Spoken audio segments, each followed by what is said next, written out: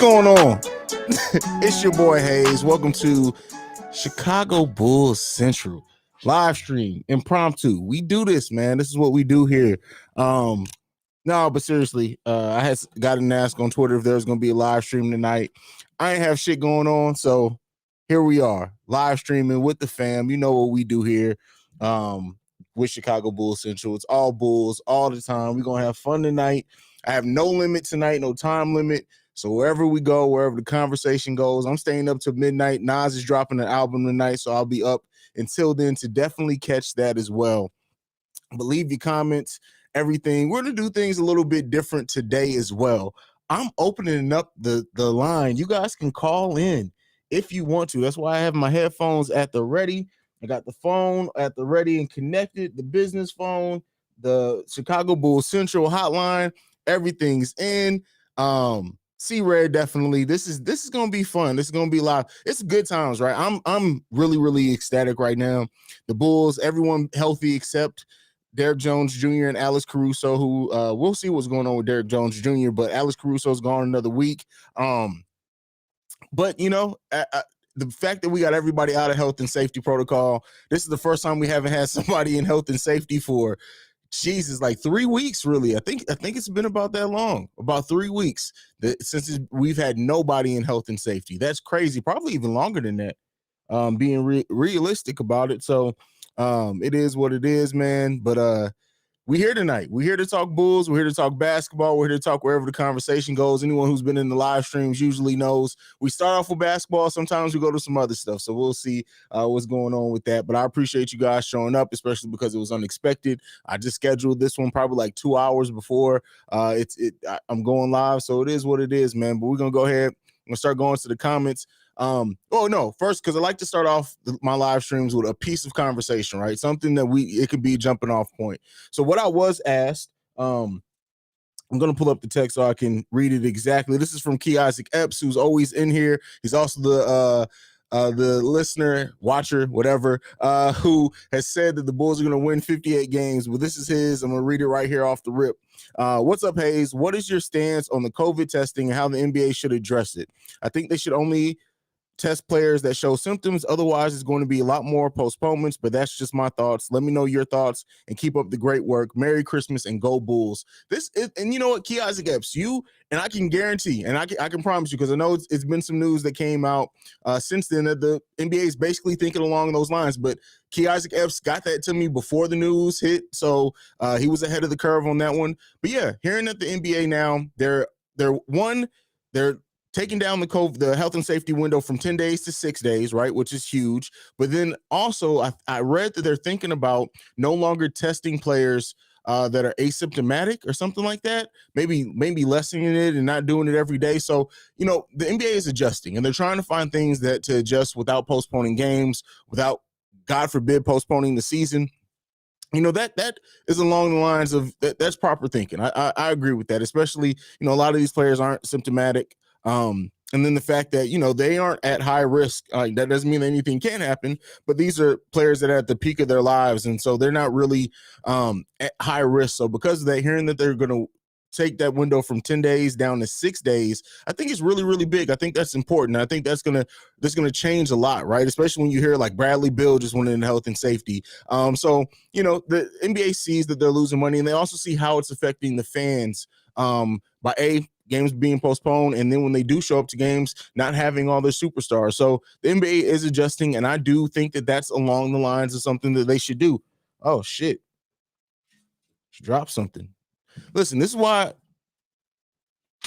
I'm the realist that does this, because shit, I be fucking up sometimes. But yeah. Anyway, so got the phone here in case anybody does want to call in. The number's in the description, right? In the description. Let me make sure everything's on and alert so I know if anybody does call. This we're just doing, and it may not work right? I'm trying to test everything. I've never done call-ins live like this. So if it doesn't work all the way, forgive me. But we're going to try it tonight. We'll see who's the first one who wants to try to call in. I got everything alert so I don't miss anything, hopefully. All right. With that being said, let's start going to the comment section. Finally made it live. What's going on, Antonio? Glad to have you here. This is your first live. It's going to be an experience. We're trying to have a Petty Roosevelt free live stream. I don't know if anybody's going to allow that to happen, but we'll see if we can have a live stream without Petty Roosevelt showing up. If you don't know who Petty Roosevelt is, keep showing up to the lives. You know at some point. Tevin C. Red, what's going on, brother? I am Skox. You know what? As long as me and you have been interacting, I don't know how to pronounce your username, but what's going on, my brother? Dwayne Taylor, what's good, my brother? Happy holidays to everyone in the chat, man. If you celebrate, if you don't celebrate, get some drinking for sure. Do you think Mac McClung could take over Thomas' spot on the roster? Seems okay. This has always been my mindset, and I know a lot of people disagree, right? This is just my personal mindset with young players that show some promise. He probably needs time to develop. I don't think he's going to take a roster spot from a veteran. I think if anybody takes a roster spot, it's going to be Alfonso McKinney. But I will say this, Mac McClung being here, right? He signed a 10-day contract. Now that we have everybody healthy, we probably won't sign him to a second one, God forbid. But he's in this organization now, right? They get a chance to look at him for 10 days. And then he may go over to our G League affiliate. We may sign him to our G League affiliate so that he can develop under our system. And they can take a look at him if they see some promise there. But I don't think he's going to take anyone's roster spot quite yet. I personally don't think that. I don't. But I could be wrong. Hey, bro, I appreciate your content. You talking that real shit. I appreciate that, Big Nino. I'm just a kid talking about his favorite team. Like, seriously, that's the way that I look at this. My opinion doesn't hold more weight than anybody else's. I don't have any sources. I don't have any insiders. This is just me talking about my opinion about my favorite team in the world. And I'm glad that I'm able to share this with you guys. I say this all the time. I created the platform, but it's not my platform. It's not my community. The community is built for us. And so I don't have like any type of, I think it's just about me, right? I'm the host. Yeah, okay, that's fine. But this is why, like, when I do live streams, it's mainly your guys' questions and comments, because I really, truly want to build a community for Bulls fans that they can come get honest critiques, honest talk about the team, no fluff, no frills, and we can just build this shit together. That's always like, as fast as this channel has grown in the 4.5 months it's been around, I put most of that on you guys, on the supporters, on the listeners, because I suck at promoting this on social media. To just be 100% honest, I don't really promote it like I should. And you guys are what makes it fun. The whole reason I got into the live stream game is because they requested it. My viewers requested it, and here we are. So that's what this is about. So I appreciate that. Big day with Levine clear. We have made it through the COVID breakout. Yeah, we made it through. And, we made it through. Yeah, we had those 2 tough losses before that first break or whatever. But, it was bound to happen at some point. We're coming out on the other side of it. Let's hope that we stay that way. We still have some key players that didn't get COVID, so we can always get hit again. And that's just me being real. But yeah, we made it out on the other side of it, and we're improving, right? And we're now can see better days. And it's good that the Bulls have a long break too. We don't come back till Sunday. Now, of course, this is holidays, right? So we know that they're going into a holiday break, but they're able to get a couple practices in together, and we come back full strength. So we'll see. Bulls could take over the number 1 spot in the East now that everyone's back. That is 100% true. We'll see what other teams, the Bucks are still improving and getting everything together. The Nets, they're a tough team. Even though we've beat them twice, let's give them their respect. They're playing amazing this season. And then Philly, we'll see what happens with Philly as well. All it takes is a couple of moves, a couple of trades from the team, and this whole thing can change. So we'll talk about that. Talk about Zach cutting his own hair, doing health, and say, what? This is news to me. Zach cut his own hair? That's crazy. That's crazy. Hey, light-skinned people do some crazy shit, man. I got to go to the barber tomorrow. I ain't cutting my own shit. I wouldn't trust it. My hairline is too important to me for me to cut my own goddamn hair. That's for goddamn sure. What's going on, Key Isaac? I actually just read your text. I don't know if you were in here, man. But yeah, I just read your text message. Finally got home early enough to see these lives. I missed it. Hey, especially because when I started doing lives, it was during the West Coast trip. So my lives were always super late. Now I try not to do them that late if we can avoid it. So I appreciate you're here to make it, man. If we don't lose to the Trailblazers and Rockets, we would have the number 1 spot. Yeah, because we were a half game out before those 2 losses. So yeah, we definitely would. Oh, I am actually missing calls. I apologize. I don't have my headphones on. Whoever that is from the 312, go ahead and call back in. Let me put my headphones on so I don't miss your call. I apologize. Like I said, I'll be fucking up. You know what? Fuck it. I'll give you a call back. If you call me from the 312, I think I know who this is. I'm about to call you. Let's see if this works. Tell me if y'all can hear it.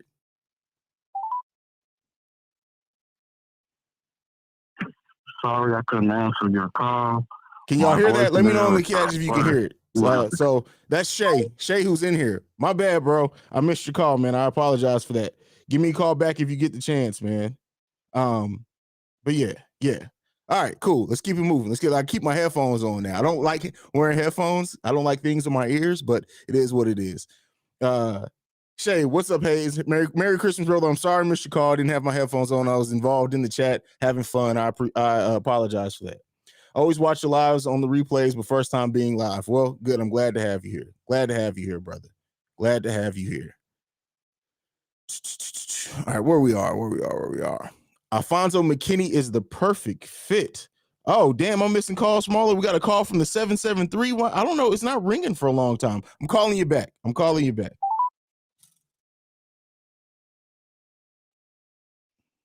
Hello? What's going on? You're on Chicago Bulls Central. What's going on? Oh, this Shay. Okay, hey. What's up, Shay? Up, man? What's going on, brother? Not much. Hey, I'm actually watching you live. I had to turn it off because it was messing up and delaying. But I just wanted to know, man, like, what do you going forward? What do you expect? I know I've made jokes about James Harden being Lonzo Ball's bitch and all that, but I mean, what, like, do you expect the Bulls to get swept by any teams, or do you expect us to at least win at least one game from every team in the NBA? I mean, we have the chance to beat anyone, right? But anybody can get swept too. This is the NBA. It just depends on when you catch them, what's going on. But I think my biggest thing that I said, and to my knowledge, it hasn't happened yet. I don't think the Bulls are going to lose 3 games back to back at any point this season. I just don't think that's going to happen. So me either, and I feel like this.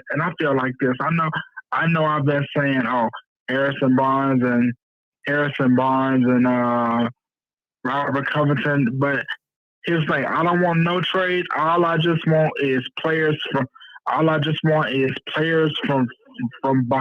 buyouts. That's all. That's all I want. Yeah, you've been watching me for a while. I agree with you on that fully. Like my biggest thing is to focus on the buyouts as well. I don't think this team has a lot of the assets to trade for some of the stars that the fans have said. But even without that being said, I don't think that they're in the place that they want to give up very many assets they have. Like, unless it's an empty contract, like a Troy Brown Jr. or something, I don't know. But hey, I trust AK and Eversley. At this point, whatever they do, I'm going to trust until something fails, and then I'm going to start questioning it. That's where I sit at right now. Yeah, and another thing, I'm not saying that we don't need a shot blocker next to Vucevic, but the way the NBA is set up now, more power forwards are really shooting three. Hell, even Anthony Davis, since his injuries, is starting to shoot the mid range a little bit more.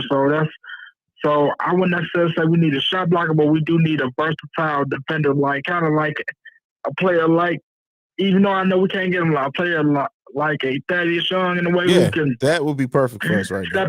Step out on the perimeter and defend, and could sometimes switch on these much smaller guards, and who can rebound at a decent level. Not a super great rebounder, but a person that can give me like 5 or 6 rebounds, and the person that can hit the open three. That's why I was so high on getting Daniel House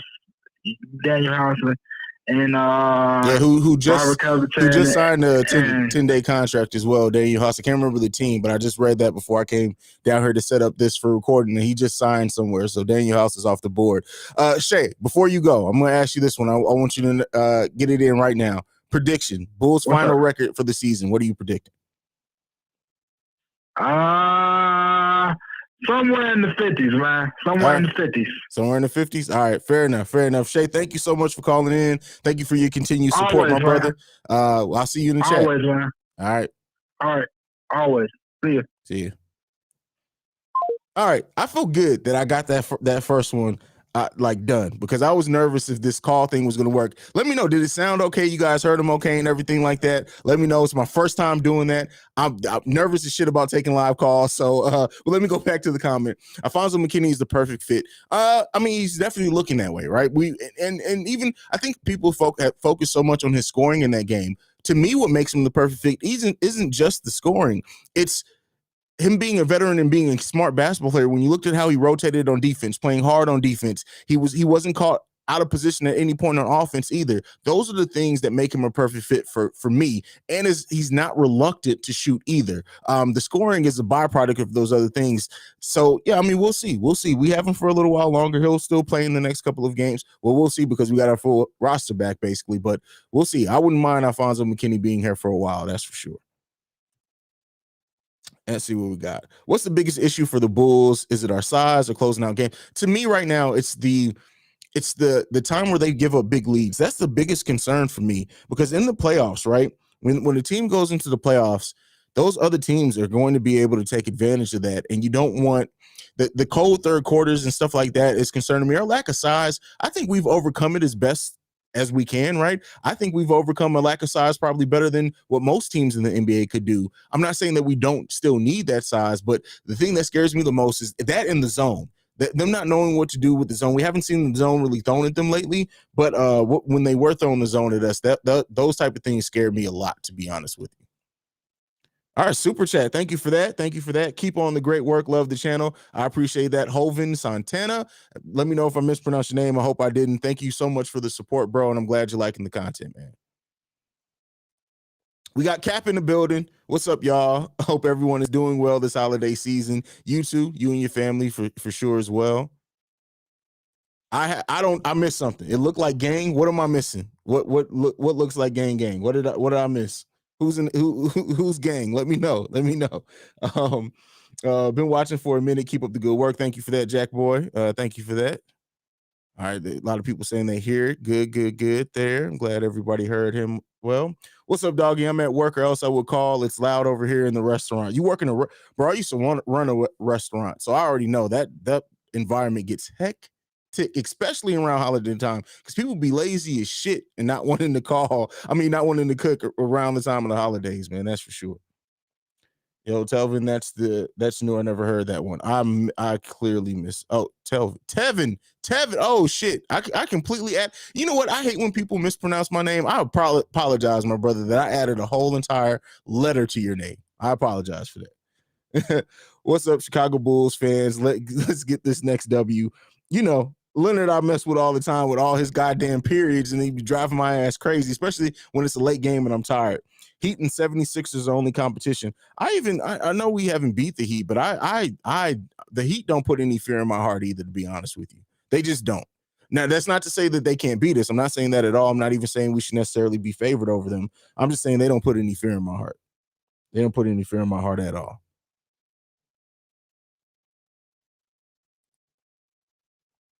Was about Milwaukee?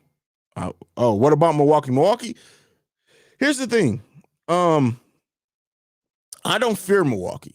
I don't fear Milwaukee at all. Like, that's not to say that they can't beat us. I'm not saying that at all, but I don't fear Milwaukee. That may be irrational confidence in my team, but I don't fear Milwaukee at all. What up, MC Season? Do you think McKinney will get more playing time? If so, whose minutes does he ship out of way? I mean, right now we have Derrick Jones Jr. and Alex Caruso out. They get some of the most minutes off our bench, so there's plenty of time for McKinney. As far as in the next couple of games. Now, as far as long term, I kind of talked about this on my video today. I don't know. I really don't know.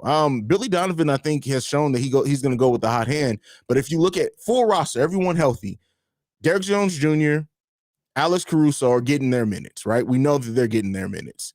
Io is getting at least 10 to 12 minutes, if not more, depending on how well he's playing. I think he's earned that. He's earned probably more than that. This is just me being conservative with my view on that. Kobe, they've shown that they're going to get Kobe minutes, right? If Kobe's playing well, especially. Really, everything else other than that, Tony Bradley's going to get his eight minutes or so as well to see how he plays. I really don't know. When everybody's healthy, I don't know. I really think that even if we were to get rid of Matt Thomas, sign Alfonso McKinney, I don't think there's going to be consistent minutes for him unless they decide to take it away from Kobe or take it away from Io. And I necessarily wouldn't want to see that right now. So I really don't know. Billy Donovan has his work cut out to work out a roster and to work out getting all these players minutes so he can take a look at everyone. But we'll see. We'll see. Look, if Alfonso McKinney and Ersan Ilyasova play good, we don't need anybody. I mean, I get where you're getting at with that. I mean, ideally, but I don't know if Ersan is that type of player anymore. I could be completely wrong. Again, my opinion doesn't hold more weight than anybody else. I'm just not sure. Daniel House, I knew it was somebody. Daniel, yeah. I mean, especially with Derrick Rose being down, that makes sense that they would take a look at him for sure. Big Nino, kind of wish we still had Bobby Portis. What you think, my G? I would love Bobby Portis on the team. But the thing is, we got to keep in mind, if we would have kept Bobby Portis, that means we would have had to give him a contract extension, a sizable one. I know he's not on a big contract right now, but it wouldn't have worked that way if he's staying on the same team and signed an extension, which would mean that, honestly, you got to think, if we would have kept Bobby Portis, we probably never traded for Vooch. Either that or DeMar or Lonzo wouldn't be here. Or no, Derrick Jones Jr. probably would. Yeah, we probably wouldn't have went after Derrick Jones Jr. because of his contract. Something like that. It's something like that. One of those would have worked out. I mean, wouldn't have worked out. We would have been missing somebody on the scene, but yeah, I would love to have him right now. Leonard Thomas, big prediction.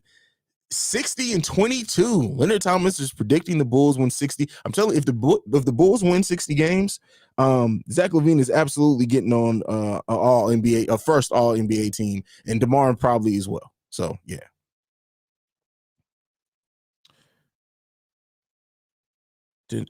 I think DeMar is the zone buster. Okay, you think DeMar is going to be the zone buster? Oh, here's the thing. It can be. I think Caruso has shown that he can bust the zone too. Kobe, if he's shooting, there's a couple of different ways you can beat the zone. Even Vooch, getting Vooch in the middle. There's a route. We have the players to bust the zone. We just haven't seen it happen consistently yet, and that's what's concerning me so much. But yeah, there's a couple of different routes and avenues we can go to bust the zone. That's for damn sure.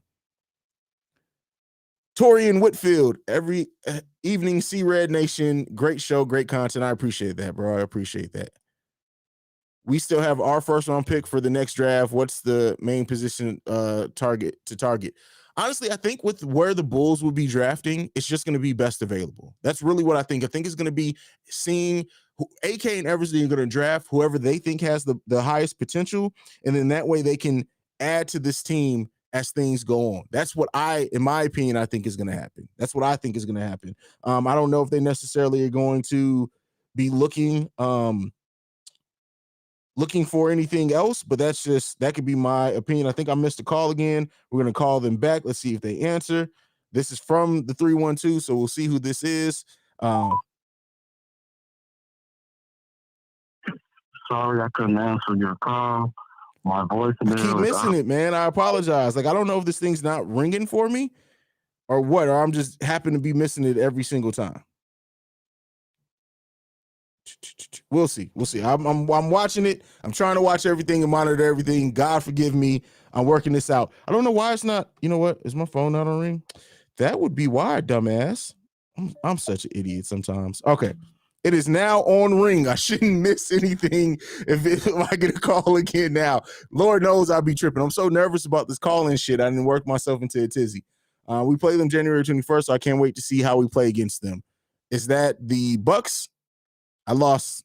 We've gone over so much. I've lost it in the thing. Oh, I completely got off but yeah, I think the AK and Eversley, with how good the Bulls are, it's going to be whoever they see the most potential in. That's what I think that they're going to draft. That's what I think they're going to focus on. That's what I personally think. I think that's what they should do when you have a team with such good talent. You draft best available, who you have the highest on your board, and you think you're going to be able to get the most potential out of. I think we should go through the fire, wait for P. Will. If we get a backup big, cool. But I like Alfonso. Keep him, DJJ, Wu, and Tony Bradley. I mean, that's not. Keep in mind, if Patrick God forbid, if Patrick Williams is ahead of schedule, right? And I think I said this on my video earlier that I posted today. If he is ahead of schedule, we're already about to head into January. February, I know it sounds long. February and March aren't going to be that too far away. Yeah, that's a lot of games, but we'll see. All right, I missed the fucking call again. I'm sorry, my brother. Whoever this is calling, I apologize that I keep missing your call. Sorry, I couldn't. Man, listen, I'm going to hold this motherfucking phone in front of my these motherfucking snakes on this motherfucking plane. Why am I not getting my alerts? Incoming call. No, I don't want to screen calls. What the fuck is happening? What happening? I don't know. I'm monitoring it though. Whoever that's calling from the 312, you got to answer when I call you back, man. I'm trying to work it out. But yeah, I wouldn't be mad if that's what happens, if that's how they work it out, man. I guess we'll continue to see. And it's pronounced Skokes. Skokes. Okay. All right. I think I got it. God damn it. I missed the fucking call again. Why is the goddamn thing not ringing? Petty Roosevelt is about to come out. I'm about to stone cold stun on my goddamn phone. Sorry. Yeah, and every time I call them back, they can't answer. I don't know why my phone, this service that I have for the business line is not ringing on my actual phone. It's crazy. It's crazy. Hold on. Sorry, y'all. I know this is not good entertainment, but I'm trying to work this goddamn thing out. I don't know why it's not working right. I don't want to give out my personal number so I know that it rings. Notifications allowed. Man, I really don't know, my brothers. I don't know what's going on. We're playing phone tag at this point, but it is what it is. It is what it is. Flight Sports TV is in the building. What's going on, bro? What's up? That's my family, Flight Sports TV. Trying to get this call-in thing together. I don't know why it's not coming in, man. I can call out, but it's not ringing when people are calling me. I don't like it. What's good, bro? Who's your favorite Bulls role player of all time? Gotta be Felicia. Man, come on. Don't get kicked out the chat, bro. Don't get kicked out the chat. Sorry. I don't know what's going on with that. If you're in the chat, who is the 312 number that's calling me? Because you're in the chat. Let me know who this is. Who is it? Let's move on. Favorite Bulls role player of all time. I don't know, man. I'd have to sit down and really think about that. We've had some great role players.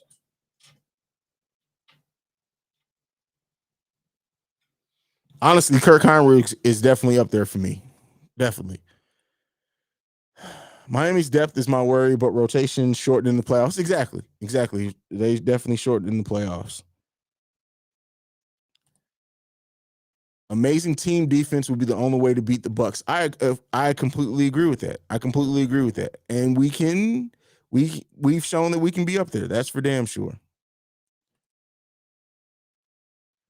Am I the only one that feels a sigh of relief when they see Io on the floor, even being a rookie and sometimes having rookie mistakes? The dude's IQ, defense, and decision-making is very high. I agree. I can go on record and just admit I did not expect Io to be this ready this soon. And yes, he makes rookie mistakes, but the thing is, right, in evaluating him, you expect him to make rookie mistakes, right? You fully expect that to happen.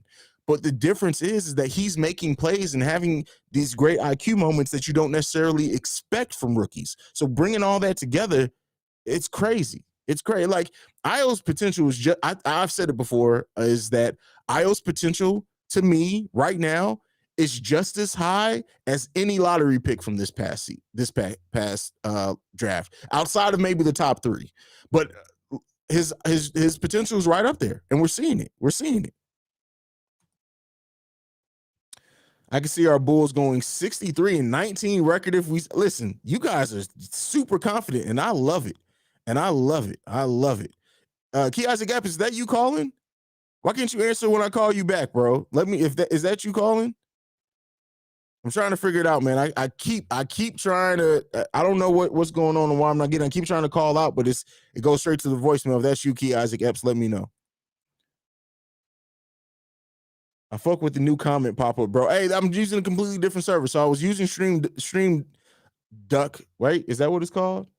I don't fucking know. But now I'm using, as you can see in the top, I'm using Restream now. I like Restream. But so this one has unlimited streaming. I stream so much that I like ruin the thing or whatever. Only team that puts fear in me is Milwaukee because of the Greek Freak, and Brooklyn only with Kyrie. Other than that, we don't fear anybody. Even with Kyrie, the way that I look at it is this: who on the Nets do we trust to be able to stop Zach and DeMar, right? And that, God forbid, Lonzo or Vooch are having big series and big games as well. Outside of just those two, though, outside of what we can do in offense, Lonzo is showing you what he can do to James Harden.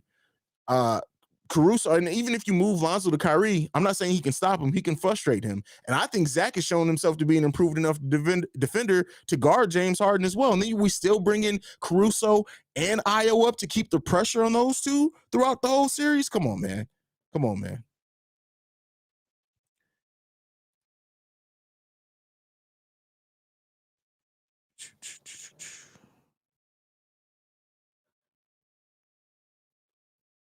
Do you think it would be robbery if Lonzo does? No, I don't think it would be robbery. I don't think it would be robbery. Hello? What's going on? Chicago Bulls Central. This is Haize. I'm sorry I missed your call. What's going on? What's up? This is Key Isaac. What's going on, Key Isaac? What's up, brother? What you got for us today? I'm good. I just came to say Merry Christmas. And everyone's kicking my ass with these predictions now. Like, I thought 58 was a stretch. but dang. You know what it is? I thought my 58 was. You raised the bar, bro. You came in here with that 58, and then now people are like, "Hey, we got to outdo Key Isaac Epps, bro." So they're hitting above you. That's what it is. You raised the bar. Got you. Oh, but what do you think we're gonna do in the next month or two before the All-Star break? How you think we're gonna look really? I mean, I completely expect the Bulls are going to hold on to the number 2. I would not be shocked, depending on what else happens around the league, if the Bulls go into the All-Star break with the number 1 record in the East. I really do feel like we're on deck for a long Bulls winning stretch. I mean, like 7 in a row, if not more. I think that's coming down the stretch here shortly. Gotcha. I hear that. I think we have a good shot, but you think we still gonna finish number 1? I can't remember if you said that or not. At the end of the season. No, I don't think I've ever predicted that. I don't know if we finish. I've said the lowest that I can see us going is 4 realistically, but really I would not hesitate to say that we can finish 2nd or 3rd. Got you. Me too. I really think that we can finish, I think 3rd, really, and then give whoever is 6th hell. Yeah, that's how I feel. Yeah, for sure. I think early in the season, I was saying 4, and then I was saying I wouldn't mind to see a Charlotte Hornets, Chicago Bulls first round, us being at 4 and them being at 5. But with everything's going now, I think we'll finish 2nd or 3rd. The only thing that I don't like about that is that means that in the 2nd round we'll have a pretty tough matchup. But hey, we got to beat them all anyway. So, got you.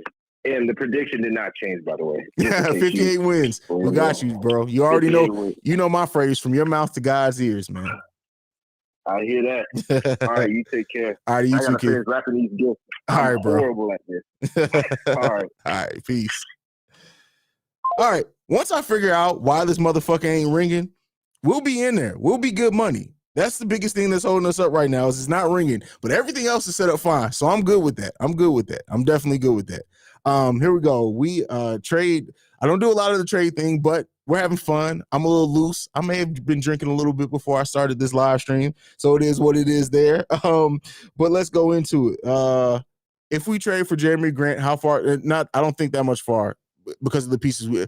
Jeremy, that it's not realistic that we trade for Jeremy Grant. I get why people say that. The Bulls are not. I am willing to bet as much money as I can that the Bulls are not going to trade for Jeremy Grant. It's too much money.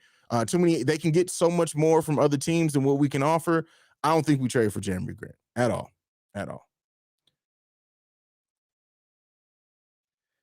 Smash that like button. Thank you, brother. Thank you. Definitely support all that good shit. Let's see. I don't know why this motherfucker is not ringing. This is literally going to drive me batshit ass crazy. Everything else is good. Everything else is good. We'll see. I may have to change the number for the live call-in show. I don't know what that means. I have no idea what the fuck that means. Thank you. I know I put it on ring. I know for a fact that motherfucker is on ring. I know for a fact.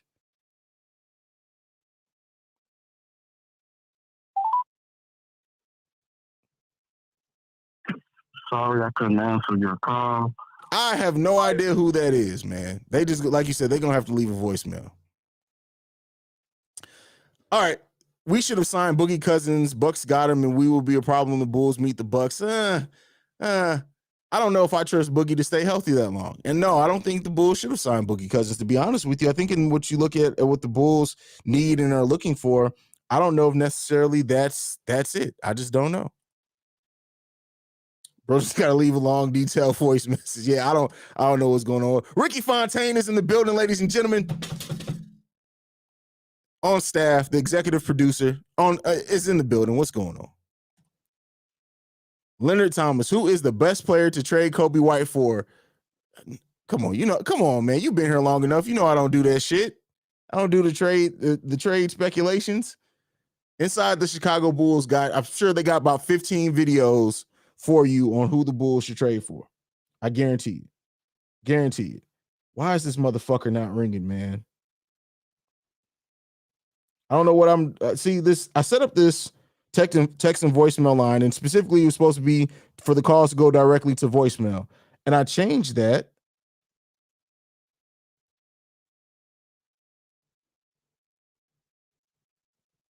Let's see if I do this. Incoming calls. That's why. Bam, we're in there now. Somebody give me, if somebody has the chance, somebody give me a quick call real quick. I think I figured out why we're not getting the calls. I think I figured it out.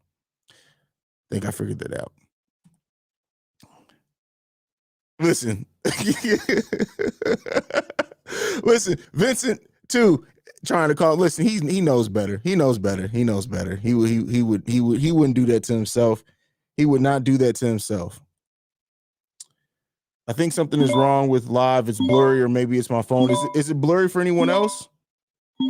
Okay, here we go. What's going on? Thank you for calling Chicago Bulls Central. Who we got on the line? They hung up.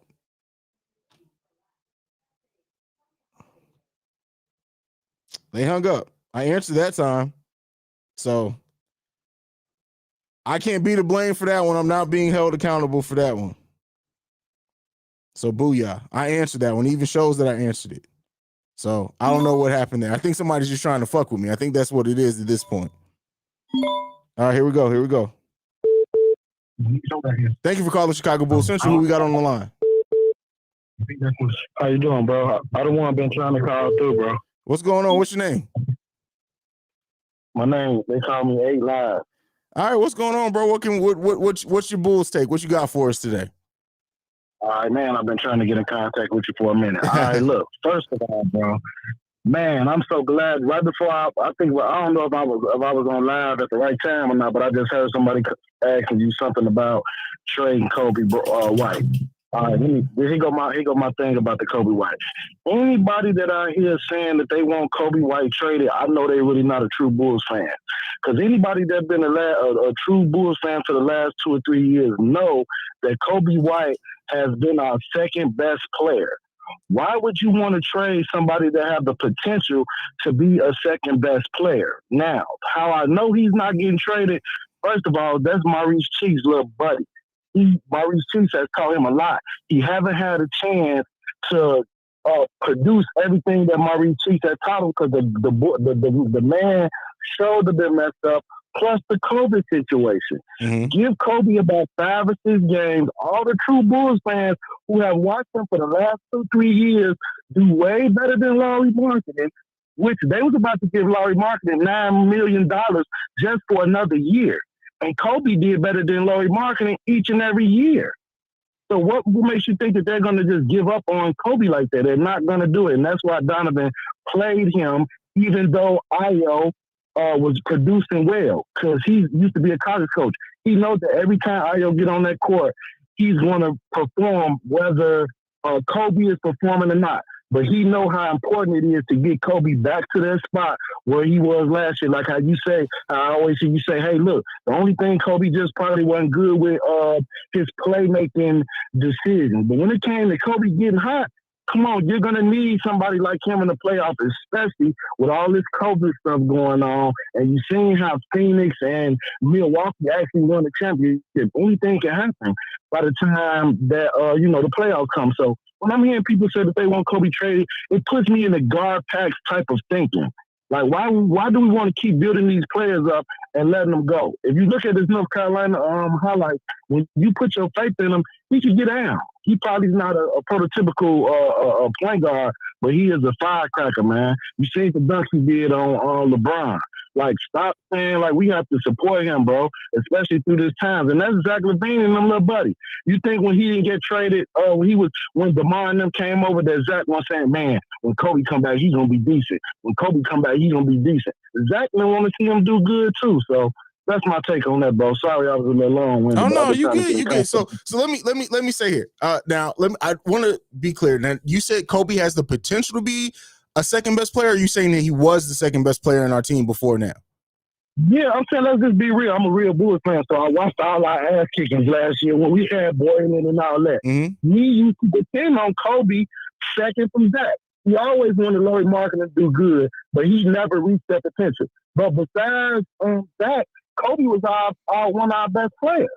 I know he had like, I think overall, Bulls fandom is just tired of waiting on potential, and I understand it because look at the players that we had rotated. But I agree with you. You've been watching me long enough. I've been saying for the longest, if Kobe gets back to that 40% shooting, and he's definitely going to be a key scorer off the bench. You need bench scoring to go on a significant run. So I agree with you there. I think ultimately, like Bulls fans, I think I said this in my last video too.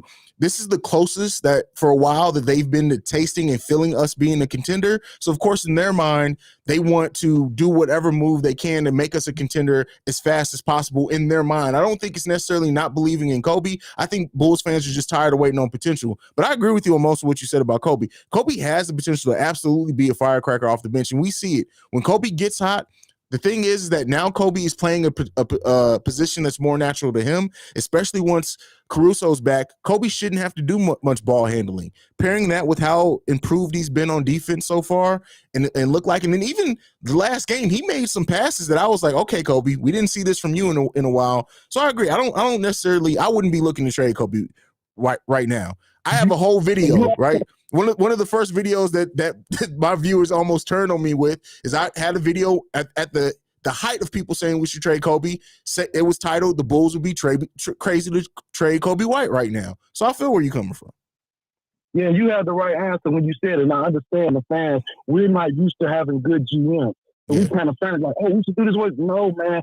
That dude, AK, I'm paying attention to how he moves and how he moves through the offseason. He's a bully out there. He got good relationships with people out there. He's going to give us something. But you guys are not you. But the fans, we're not going to be able to make that pick. AK know what he's doing, bro. He got this down pat. I was one of the ones that was commenting on some of your posts when I went to that game, to that Joakim Noah game, when DeRozan shot the last shot and missed.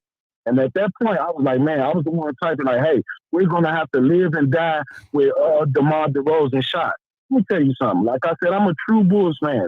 DeMar DeRozan was not hitting jumpers like that when Derrick Rose and them used to play the Raptors. We used to run through the Raptors. I used to depend on DeMar to shoot those jumpers because I knew a lot of times in the crunch time that he was going to miss. This is the best that this guy has ever been playing. So Bulls fans, you guys need to be appreciative of that because he's pulling something a little extra out the bag. I know he's doing all the same stuff that he used to be doing, but this guy was not playing looking like no Kobe or no Jordan, dude.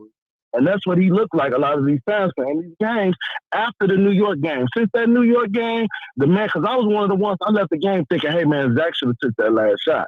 But nah, man, DeRozan, these games, he been putting that work in. Bucci's going to get over his stuff. He already said it. I don't know why we went crazy. In the beginning of the season, the man came out himself and said, hey, at the beginning of the season, I'll be trash. I'm trying not to let that happen this year, but I get over it. He said it. So there's no reason to trade him because 19 and 13, even when people were saying that he was in the slump, the man was like 16 points and 10 rebounds. I'm like, dude, he's okay. He just trying to get the three going like Zach and, ball, and he just got to catch up. He's still a big man. So I think we in good position, man. I think we waiting on that buyout like I heard some of your other people saying, look, Tristan Thompson, that's a great one. You know what I'm saying? We can get somebody through the buyout. If not, man, AK gonna come through. I guarantee you. They want to surprise these people when these playoffs come. They want to surprise people and they want to be deep in the playoffs. We're gonna be good, man. I love your show though, bro. I appreciate you, bro. I appreciate you, man. You know, man, I'm in Chicago. It's all kind of stuff going on in the city, but we see out here time to, you know what I'm saying? For sure, Check you out, bro. You know what I'm saying? I appreciate you, bro. Before you go, prediction on the Bulls' final record. That's what I'm asking everyone who calls in today. What record do you think the Bulls finish with this season? Man, I'm gonna go 55-27, man. I think Zach and them, I think they're gonna handle their business, man. They could be less lost. If they focus in, man, Lonzo Ball, man, like I said, I've been here for a minute, bro. I'm talking about, I was a Bulls fan since like Dave Corzine, Brad Sellers, and shit like that, bro. So I've been following, bro. Lonzo Ball, man, he a different type of point guard, bro. He real decent. If he can stay focused in and Caruso get focused in, bro, and we don't come in scared, because that first Miami game, I think we didn't believe in ourselves 100%. That first Miami game, we could have beat them. We could have beat them. We didn't play our game. We got away from DeRozan. We got away from DeRozan in that game. But by Zach being able to sit back and watch DeRozan, he's really seeing now how valuable that boy is. Definitely. And that it's okay to let us kind of run through him.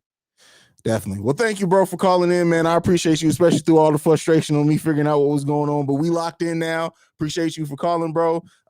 We'll be seeing you in the comments, all right? Man, go Bulls, bro. Go Bulls. All right, we got some shit working finally. What's going on? We got Petty Roosevelt almost came out with that Kobe the second best player, but it was out of context. I understand what he was saying. Let's go ahead. Let's jump back into these comments real quick. Wait a second. Wait, I ain't get the call into the show. I'm taking my talents inside the Chicago. You motherfucker. Hey, go ahead. Go over there if you want to. He can use your talents for real. You'll be the biggest talent over there. That's for damn sure. What are the chances DeMar and Zach? They're both making the All-Star team. I refuse to believe that there's any case of anything else happening. They're both making that All-Star team. That's for goddamn sure. If they don't both make the All-Star team, the fix is in. We riding on some motherfuckers if they don't make. Right now, yeah, they both need to make the All-Star team. I think it was me. I must have missed something. Oh, okay. I was trying to see if he was working my fault. Oh, no, you good, bro. I like this call. Hey, man, listen. I like the fact that now that I got the call-in line working, this is going to be fun. Our live stream is going to be a little bit more fun. Anthony, exactly, bro. Kobe White is a bucket. 100% agree. They put too much time with Maurice Cheeks to get rid of him. Hey, I'm not. I've been one of the biggest and most outspoken on him staying on here. So it is what it is, man. I don't want to see them get rid of Kobe right now. I don't want to see that. Also watch every game, and I agree Kobe is good, but not dying to keep him. He's still inconsistent from three, and his handle and layup motion doesn't look as fluid or as comfortable as last season. I mean, it's not going to look as – keep in mind, I have been saying when Kobe came back, it was going to be a month to 6 weeks. That was before he missed time with COVID. So it's going to be a while before we see Kobe be completely himself again. It's going to be a minute. JDH, we need to get healthy so we don't wear a C out. She should not need to play 35 minutes a game too often, 26 minutes a game. I mean, these are NBA players. These are at peak. They should be at their peak physical condition. I agree 35 minutes is a lot, but keep in mind, I mean, just look at everything. We're still figuring out a rotation. He's the stabilizer out there. I think with the rise of Ayo playing well, Kobe playing better as well, I think those minutes are going to naturally come down some for sure. I am voting now. You're voting on what? To get inside the... Never mind. Let me stop. I'm trying to stop being petty. We got another call coming through. What's going on? You're on inside... You're on Chicago Bulls Central. What's going on? Hey, what's going on, Haize? This is Jonathan from the comments. I just wanted to chop it up with you real quick and talk about these crazy trade ideas that I've been seeing going on, not only in the comment section but throughout the entire internet. And I feel like it's a popular thing right now as far as a lot of Bulls fans wanting to add another star player because obviously this is the closest that we've been to contending in a few years. But personally, for me, I think that the star player we're missing is already on the team. And I think I think I know where you're going with this. Keep it going. Keep it going. I think the star player we're missing is our big man down low is Vooch. And I know it's been a rough season for him, but I truly believe once he gets going, it's really we can contend with any. I already believe with him struggling that we can contend with anybody. But once he gets going, I think it's going to be a scary sight. And I know that a lot of people want Kobe White gone, and even have talked about Patrick Williams possibly being involved in the trade. But I personally feel like there's moves that can be made right now that can put the Bulls in a position to win the championship now without having to give up all their young pieces to do it. Yeah, for sure. I've mentioned it in the comment section before, but one guy that I would really love for the Bulls to at least inquire about is Serge Ibaka from the Clippers. I think Serge next to Vooch in the front court would be a fantastic pairing. And I think Serge brings exactly what we need: rim protection.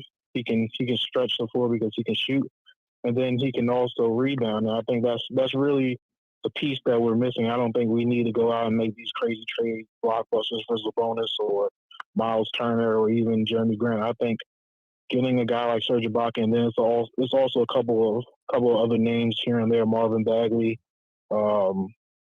I've heard Harrison Barnes before. I've also heard other guys, but I think it's possible for us to make moves now without giving up all of our young pieces to do it. I just wonder what you thought about that. Well, yeah, I'm a big supporter of that idea. I think people, like I said in the last call, I think people are just so ready to see the Bulls as that perfect version of the contender that we can be now, that they're ready to just mortgage anyone for that. But the key thing is that DeMar is only on this team for 3 years, and we'll see what kind of decline or anything he's on then.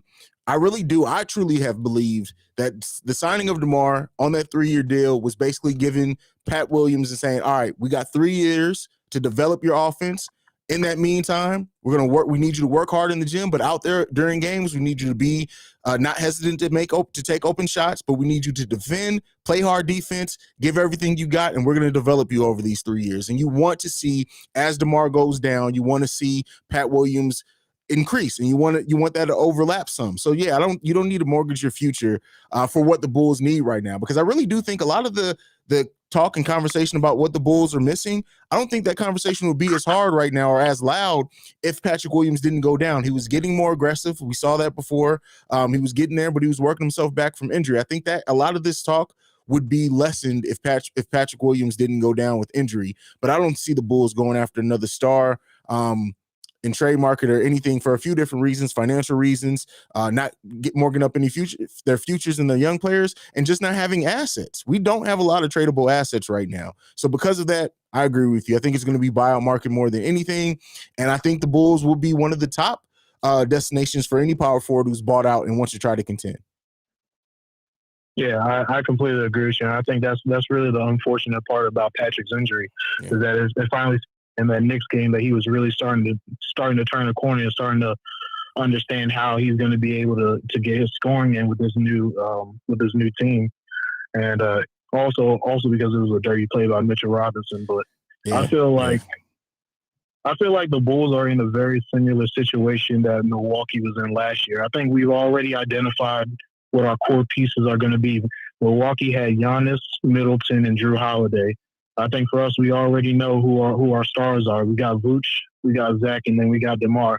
I think we need to go out and find our PJ Tucker, a guy who knows his role, who's comfortable in his role, and who can help us get over the top. And I think I trust in our front office. I think AK and Mark Eversley, they're both very smart men, and I think that they're going to do the best thing possible for the team moving forward. So I appreciate you taking my call, Haize. Anytime. You know, I'm asking everyone who calls in, what's your prediction? And don't feel locked into this, but as of right now, what's your prediction for the Bulls' final record this season? I think I'm going to agree with the last call. I think it's going to be 55 wins. Okay, and I think. I feel really confident saying that after the stretch that we've just now been through. I think we've already been through our hardest stretch of the season. To see how they battled even with the injuries and with the COVID related absences. Once that schedule gets off, I think it's all hands on deck, and I think that they're going to roll. For sure. Well, there you go, bro. Thank you so much for calling in today, man. All right, thank you again. Appreciate it. Have a good one. There you go. People are lying. Like, we Bulls 55 wins. All right. I like the confidence there. Do you think Zoe can make All-Star this year? I've talked about this pretty heavily, and I know some people disagree with me on this. For a point guard that's not scoring high numbers to make the All-Star team, they usually have to average a bunch of steals and double-digit assists. Lonzo isn't getting there on this team with the way that it's currently constructed. I don't see. That's not to say he doesn't have all-star talent. I definitely think he's going to be an all-star while he's a Bull, but I don't think he's going to make it this year. All right, let's see what else we got. What else we got to catch up? Good point there. Other than Thaddeus Young, yes, Kobe was the second best player on the team last year. And statistically, that would be backed up. I would think. That would be back up. We can't have Lonzo playing 35 minutes plus a night. He's playing the highest minutes in his career. We can't. Okay. Y'all have to get off this. Like, players aren't worn out. Like, y'all, this is what they do. Believe me. If Lonzo was worn out, Billy Donovan would get him out there. With the guards that we have, he would get him out there. Lonzo's doing what he needs to do. I think it's fine for right now. Now, of course, and you got to keep in mind too, as we go into the playoffs and as the lineup shrink in the playoffs, he's going to be playing 30. I agree. In the regular season, we want to see that number come down for him, DeMar, and Zach, and probably go to Caruso, Io, Derrick Jones Jr. For them to get a little bit more minutes. But, this is going to happen. This is going to happen eventually anyway. When it comes to evaluating players like Kobe and P. Will, we have to keep in mind they are very young who's still trying to figure it out what role they play on this revamp. Exactly. They haven't played with these guys. On top of that, this is what I want to say, right? And yes, I know that Patrick Williams wasn't as aggressive as we would have liked him to be with shooting the ball. He was coming out of that in the Knicks game. But what better way to develop a player's confidence in their shot with the open shots that he's going to get on this team? He's going to look at the wide open shots Javonte gets. Patrick Williams is going to get open shots whenever he gets back into the starting lineup, just by the nature of who he's playing out there with and starting. That's a great way to build confidence in your shot. To have wide open shots, to find your rhythm that way, Patrick Williams is in a perfect situation to develop his offense. Perfect situation. We got another caller coming in. Y'all liking this call-in line? I'm liking that the shit's working. Russo, Io, Derrick Jones Jr., for them to get a little bit more. What's going on? Chicago Bulls Central. Yes, I'm just I'm calling to ask a question about I already think the Bulls can hold their own against most teams, even Milwaukee. And I think they'll make it to the Eastern Conference Finals. But I don't really think they're ready to win a championship. So who do you think that they can add that's affordable to go up against Golden State and Phoenix next year? I mean, I don't usually get into that. I don't know who's going to be a free agent next year. I'll start focusing on those type of videos towards more the end of the season. But what I will say, and the chat will hold me accountable to this, is I do think that the Bulls are going to be a free agent destination for any power forward. Like, I think power forwards on the market that want to contend are going to hope that Chicago offers them a contract first. But I think we have to keep in mind too, is that to the Bulls, to this front office, they have their starting power forward in Patrick Williams. They want to see him develop. So anyone that they bring in is really there to play a backup role, still get a lot of minutes, but play backup, probably play the 4 and the 5 or the 3 and the 4 to play multiple positions. But the Bulls, I don't think even in next offseason are going to be looking for another starting caliber power forward. I think they're going to be looking at someone who fills a role and helps them and helps this team win. But I really do think we got to keep in mind that this front office, in their mind, by what they've shown, they have their future starting forward in Patrick Williams. No doubt. I keep looking at the comments on a lot of different, Bulls sites. Mm-hmm. And the main names they come up with for this season is, Robert Covington, because he can guard the 3 and the 4. Mm-hmm. And next year the resign of Thad Young, who was, he was great for us coming off the bench. Yeah. Both guys are bench guys. Both guys provide a lot. So I was like, well, Rocco would be a good for this year, but I think we need like one more person to solidify the whole thing. Because as much as I like, Tony Bradley, Mm-hmm. like what's the like who's another big man that you can like trust to give you 14 minutes off the bench? Because I'm not sure, Garrett Jones Jr. can hold up for the whole year, then go into the playoffs and guard, Joel Embiid, and then go ahead and guard Giannis. Mm-hmm. That's actually a bit much. Well, again, I don't think we're looking at anyone to guard those players one-on-one. The Bulls are going to guard those players with team defense. I don't think we're going to look for someone necessarily who can guard them one-on-one right now. I think I've been saying, why can't people stop calling while they see I'm on a call? But what I've been saying is that Derek Favors has been somebody I've literally been talking about since I think like my 10th video on this channel. I'm over 100 videos now. Like Derek, I think if Derek Favors gets bought out, I really like him for a few different reasons. Yes, he doesn't bring some of the shot making that we would want at the 4, but I think, again, because the Bulls have their starting power forward in Patrick Williams, having Derek Favors who can come play the 4, come play the 5, give you solid, not great defense, but solid defense, as well as rebounding and everything else. I really like the idea of Derek Favors if he gets bought out a lot. Tristan Thompson isn't bad at all, but me personally, on the buyout market, I'm really focusing on those two. Yeah. Oh, and the reason everybody keeps trying to, talk to you, call you, is because you're making a lot more sense, especially more than those so-called ESPN analysts who had them, making the play-in. At Chicago making the play-in, how it had DeMar DeRozan, the worst signing in the offseason. Yeah. Had people questioning whether or not they stick together. For the love of God, man, 3-4 months of listening to nothing but that. For sure. Yeah. Hey, I mean, they're gonna have to eat crow, man. They're gonna have to eat crow. What's your prediction on the Bulls' record this season? Because so many games are getting canceled, I don't see them, playing the whole 82 or making up those games. So even if it was the regular 82, I have them north of 50. Okay. But because I see a few more games getting canceled, I'm gonna go in the 45 to 48 game range. How many games they're gonna win? Okay. And that makes sense. I think they're gonna find a way to reschedule at least some of the postponed games. We'll see how that goes over the course of the season. But if you're saying that you don't think they're gonna replay those games, that record makes perfect sense. So thank you for calling in. No problem. Hey, keep doing your thing. You're doing great. Like I said, you're better than any of these ESPN analysts. So, hey, keep going. I appreciate that, bro. I need that encouragement. I really appreciate that. It means a lot, bro. Have a good one. All right, you too. All right, there we go. That was another great call. We doing this calling thing. Reginald Short. What are the chances the ESPN none? I'm telling you this right now. Mark my words. Screenshot this video. What's going to happen is that the Bulls can finish the second seed.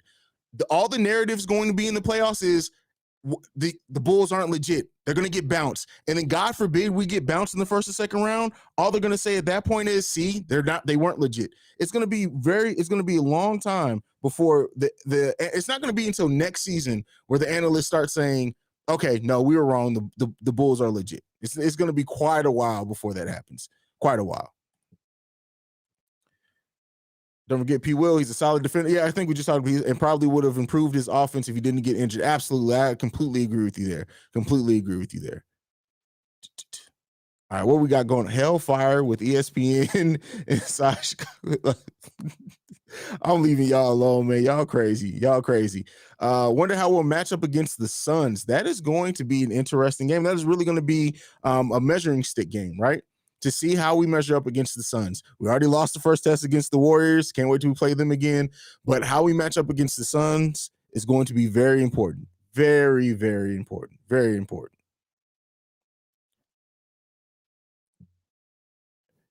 We don't need a superstar at every position. As long as they each assume their role, this team can go far. We might need to shore up the power forward position, but other than that, we're pretty much set. Agree. And I understand why, as fans, they think of what's the biggest name and best player they can get in that position. But doesn't always work that way. Sometimes a really, really good role player is what gets you over the hump, not necessarily a superstar. For sure. Bulls for life. What's up? What's going on, family? What's going on?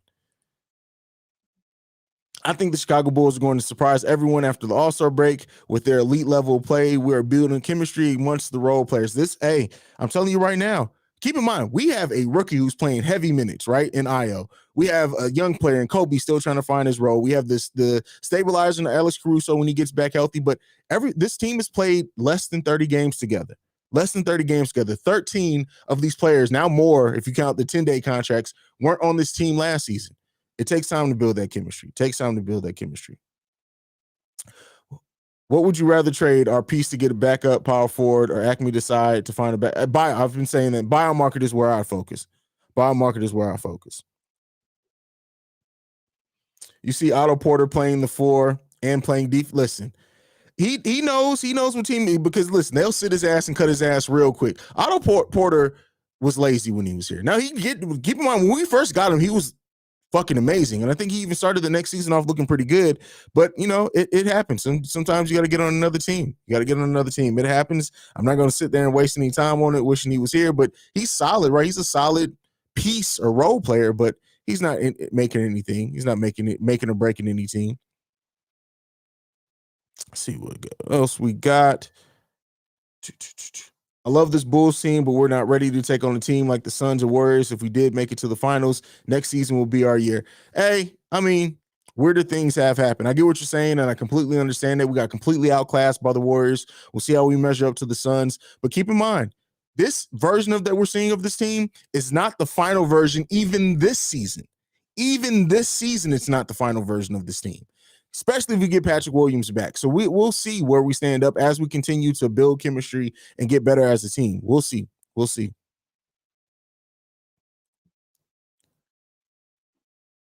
Watch what I tell you. Nikola Vucevic is going to be an X factor. Shay's been banging that drum for a while. We know you. Vuce is your guy, and you have faith in it. And I hope that faith comes true. Like, I absolutely do, bro. Absolutely. I'll take 48 and 34. 4th seed. Season is going to be unpredictable all the way there. Billy, Coach of the Year. He's not going to win Coach of the Year if the 4th seed. He's not going to win Coach of the Year if 4th seed. We got another call coming in. What's going on? Welcome to Chicago Bulls Central. Who we got on the line? Yo, straight out that Richmond 804. I'm a big Bulls fan. What's up, Haize? What's going on, bro? Yeah, man, I just want to tell you, I think the Bulls should hire you, man. You do a damn... No, Dick Ryan. You do a damn good job, brother. I watch you show every chance I get, man. I can be looking at basketball and looking at your joint at the same time. But I say this, all we need is somebody to help Roots down there in the paint, man. Sure. Other than that, man, we got everything else covered. We don't need to trade for nobody. And if we do, who we gonna trade? That's what I was saying. We can't give up our good pieces. Yeah. You know what I'm saying? We can't give up our good pieces. And that's about it, man. You keep doing what you're doing. I'm going to keep checking in with you, man, because I like how you run yours, man. I appreciate that, bro. What's your prediction on the Bulls record this season? Now, I'm going with my homie, man. I'm going to go 57, man. I'm going to go 57. Okay. All right. And I feel like we ain't scared of nothing. We can beat anything. For real, everything we done played and lost against, we beat ourselves. Yeah. That's how I feel. But know who's coming up through there what I'm scared of a little bit, I ain't gonna lie.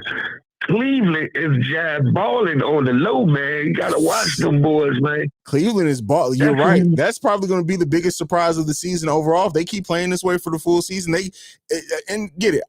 I know people were doubting the Bulls, and I know Bulls fans would probably be like, no, the Bulls got to be the biggest surprise. But keep in mind, we got proven stars on this team. Cleveland doing what they're doing, starting Lauri Markkanen at the small forward at that. Yeah, they definitely showing some things this season. That's for sure. Already. Thank you for letting me call in, man. And by the way, my name Eastside Buck, man. When you see me, that's me. All right, Eastside Buck. I appreciate you, bro, man. Happy holidays. Same to you, man. You and your family. I appreciate you, bro. Listen, and this is no cap, right? This is no cap at all. The family that we're building here at Chicago Bulls Central, Even the comments that I don't pull up, I see y'all talking shit to each other. I love that shit, man. I love that shit. That's community, right? That's community. That's building a platform, and I love you guys for that, man. I really love you guys for that. I lost my place in the comments. I hate it when that happens because it refreshes every so often, and I got to go back. Let me go. I think we're around here. If it was your choice, what would your ideal Christmas Day NBA slate be for this year? If everybody was healthy, is that what we're saying? If everybody was healthy, I want to see Charlotte and Chicago on Christmas. I don't give a damn what that would look like. I would love to see that Ball brothers again on Christmas Day at that. Yeah, give me that. Give me the Warriors and the Nets. Give me Miami and Philly. Those would be my Christmas Day games. Those would be, we're saying everything healthy, no COVID, no nothing like that. Those would be my Christmas Day games. Would you bring back, not on the contract he's on, Daniel Tice was not getting that contract here in Chicago with what they have coming up financially. He would not have gotten that contract here. Not gonna happen. This motherfucker, Cap, you motherfucker. Every real Bulls fan knows the missing piece for a ring is Felicia. Listen here.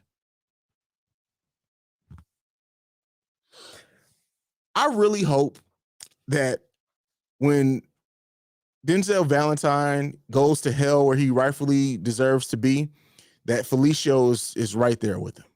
That's what I hope. It's right there with him. Right there with him. Flash the number to call again. I can't do that. I don't have that ability. It's in the description, though. It's in the description. It's in the description. I don't know how to flash it. I'm still figuring out this whole shit, man. What's going on? Thank you for calling Chicago Bulls Central. Who we got on the line? Hey, man, this is Blah in the chat. Hey, what's going on? Not much. I just have a couple of things. Okay. One is, can we just have a moment of silence? This was just brought up earlier. For all those experts who said we were going to be 12 seed in the East, does Howard have to have a moment of silence for those people? I think that'd be a great thing to do. Absolutely. Absolutely. Because those motherfuckers. Let's go ahead. Like first of all, this is my response to all the analysts and everything that said that the Bulls were going to be barely fighting for a play-in. That's how I feel about them. So yeah, fuck those damn those analysts. What else you got for us? And second, let's talk about trading Kobe. Okay, here's something we got to keep in mind. We are less than 2 years removed from Garpax, and look where we are. Mm-hmm. The turnaround has been amazing. If Kobe was garbage, they would have moved him just like they would moved everyone else, don't you think? For sure. So they see what we have in him. So if they do moving, and I do expect them to make some kind of move, whether it's trade or because they were pretty aggressive last year, I think that Kobe is going to have to bring back something that definitely improves the team. And I just don't see that happening based on potential. So I just think I agree with you. It's kind of silly to be talking about moving him. Yeah, for sure. And yeah, I mean, when Kobe came back and they were getting him 20 minutes a game, even when he was shooting terribly, that told me everything I needed to know about this team and their belief in Kobe. They know how Kobe can affect that bench scoring if they can get him going and getting him in rhythm. So not that I don't see them trading Kobe maybe in the offseason or something like that, but as far as this season, I don't see them trading Kobe White at all. Yeah, especially with having no draft capital to move with him to bring back a better piece. Exactly. And I think people forget that. People think like AK can just do like the 2K forced trade thing. It's just not going to happen. Precisely. So like all the trade talks with him and Patrick are just, they sound good on paper, but in reality of the NBA, it just doesn't work really. That's for sure. That's for sure. And especially if anybody's talking about including Patrick Williams, this front office is not including Patrick Williams in any trades. It's not happening. It's not happening. So I agree with you there. Definitely. Yeah, you don't draft a guy 4th overall and moving less than 2 years in. That's just silly. For sure. All right, what's your take on the Bulls' final record so far this season? What are you predicting they finish the season at? Before the season, I was at somewhere between 40 and 45. Mm-hmm. But seeing this team play and seeing how they swept Denver, they swept the Lakers, they're 2-0 against the Nets. That's pretty impressive. So I've moved it up to somewhere between 50 and 55. Okay. 58 Wednesday. Who knows? Maybe it is one. Well, there you go. I'm right there with you, bro. Right there with you, man. Thank you so much for calling in tonight. Take care. Merry Christmas, everyone. All right, you too. Happy holidays. All right, another Bulls fan, 55. All right, we hovering between the 50. Well, some people were saying over 60, but we're coming in at that realistic number. Let's go to Jose. I think that P. Will be back this season. There hasn't been anything concrete on the status by the coaching staff. And listen, I agree. They're being very quiet on Patrick Williams. Now, that could go one or two ways, right? It could be that it's worse and they don't want to get anybody's hopes up, so they're just going to let it ride out the season and he just doesn't come back. Or they're just going to, at some point, we're going to see Patrick Williams' name in the lineup again and it's going to be like shit. So yeah, I fully believe Patrick Williams is going to be back this season. I fully believe, and we'll probably hear something more around the trade deadline if we do start hearing rumblings and stuff like that. But I fully expect Patrick Williams to be here before the end of the season, to be back and playing before the end of the season. Nikola Vucevic is my guy, but I'm not about to say a player sucks when just last year he was an all-star when we traded for him. I mean, I agree with you. You got to allow players to kind of work themselves out of it. Everybody doesn't start the season off at 100 and just hits the ground running. DeMar started the season hitting the ground running. Levine started the season hitting the ground running. You can't expect everyone to get like that. We'll see. We'll definitely see with that. We got another call coming in from the 313. What's going on? Thank you for calling Chicago Bulls Central. Yo, what's up, guys? This is inside the Chicago Bulls.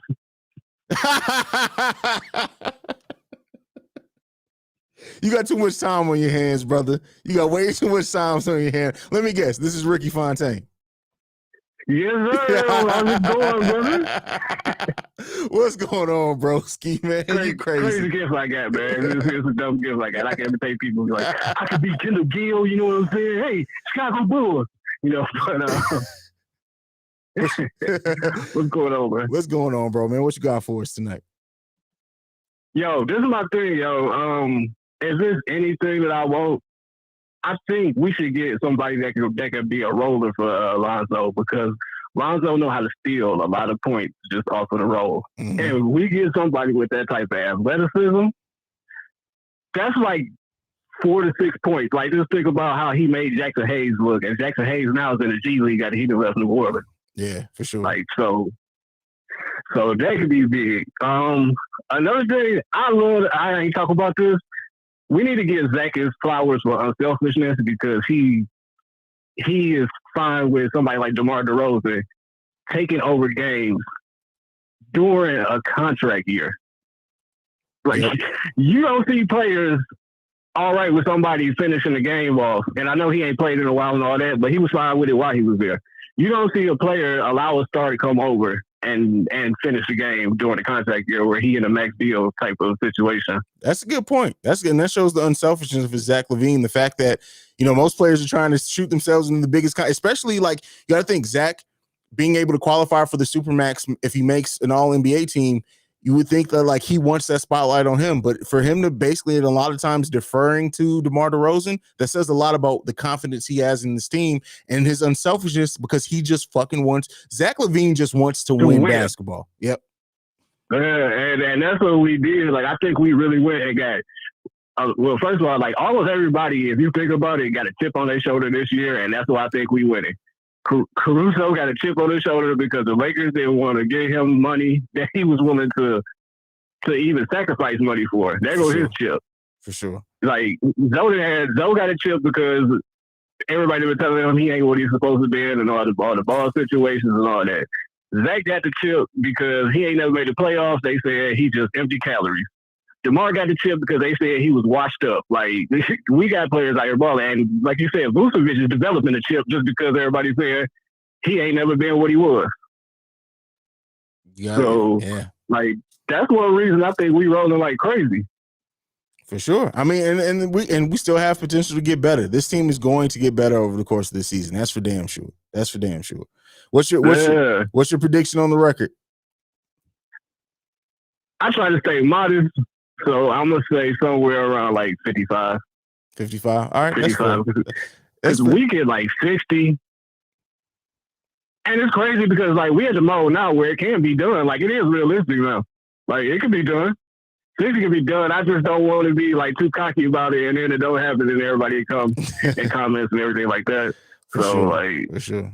But it's realistic, and we can hit it. Especially if it's gonna be a minor move made. It's gonna be minor. We don't need this major move everybody talking about. It's gonna be grand stuff and everything. Like it could be something real minor. I know Harrison Barnes is the perfect dream, but that might not happen. Yeah. But I don't know, man, because Sacramento looks like they're going to trade somebody, and it might be De'Aaron Fox the way Tyrese Halliburton playing in his absence. So Halliburton is a beast, bro. He is a beast. And we was looking at him last year. Yeah.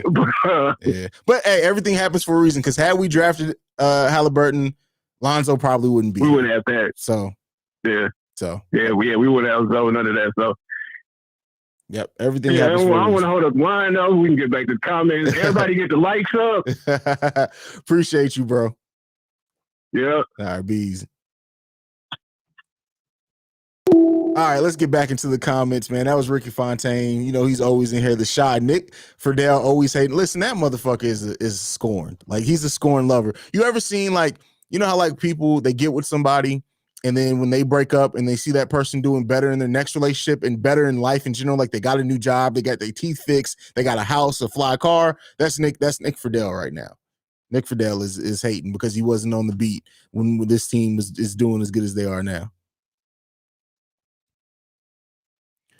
Jonathan Washington Jr. Nobody want to mention Kobe has been engaged and focused on the defensive end. Give him some. He'll prove. Listen, I talked about that after the last game. We've talked about that absolutely. I've said it. The last game was Kobe's best overall game in his NBA career. Not just because of the scoring, but because of how he showed no fear defensively, none at all. And if we get it engaged and locked in Kobe on defense like that, and then on top of whatever his shot's falling at, that's not a player you give up on easily. Ace Ball, Columbia, South Carolina, Bulls fan here. What's good, bro? You're a real one. Keep it 100. Keep doing your thing. I appreciate you, Ace. Appreciate you, man. Let's see what else we got.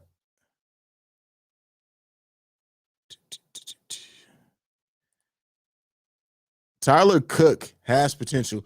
Size, athleticism, quick feet he showed in that game. Now, again, I want to see that more consistently, but he definitely has some potential. Long term. You know what? And this is the thing. I don't know if you guys listen to Chicago Bulls Beat. I listen. I'm always going to listen to Doug Tonis. He was like the first podcast I ever listened to, much less Bulls podcast. He had an episode today in which he talked about that the Bulls failed with Marco. And that, like, as much as I usually agree with Doug Tonis, it really scratches my head. And this goes to show, like, how as fans, like, we'd be so quick to give up. Marco has literally been in the United States and in an NBA G League system for less than 6 months. How can we say he's a failure already, right? And even more so with Tyler Cook. I know Tyler Cook bounced around a little bit, but these players are still young. We got to stop giving up on players so soon. Would Haize knock out inside the Chicago Bulls? Like, listen, it'll be worse than that, bro. It'll be worse than that. That's not even a question. Listen, inside the Chicago Bulls, we wanted to trade away our whole team, bruh.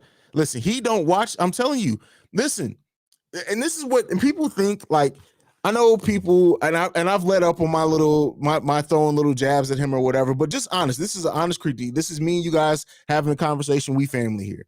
The reason why inside the Chicago Bulls pisses me off so much is because he rode the coattails of a team with a huge fan base and doesn't watch our games. You can tell by the way he talks about the team, he doesn't watch our games. Even in his most recent video, he tried to talk a little bit about, oh, well, it'll be crazy for the Bulls to trade away Derrick Jones Jr. because he's been giving us solid. Bitch, you ain't watched the fucking game. And you know how I know you didn't? Because you ain't nothing that he says about the Bulls comes from actually watching the game.